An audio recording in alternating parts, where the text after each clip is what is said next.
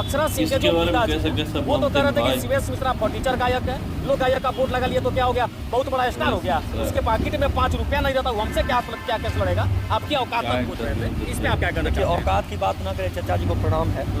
औकात की बात ना करें, औकात की बात करेंगे तो फिर आप एक गाड़ी लेके वही पुराना फॉर्च्यूनर घूमते हैं, हमारे पास 4-4 गो गाड़ी, इतना ही आप जान लीजिए।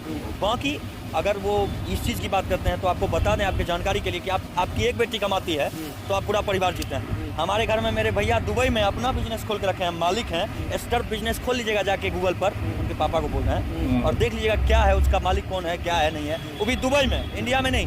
तो कितना कमाते हैं इसका अंदाजा आप।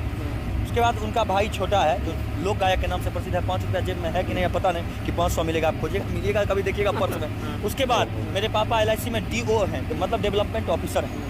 मेरी माँ टीचर है। 4 आदमी, चारों कमाने वाले। तो ये आप मत बोलिए कि 5 रुपये का औकात है। सबको है।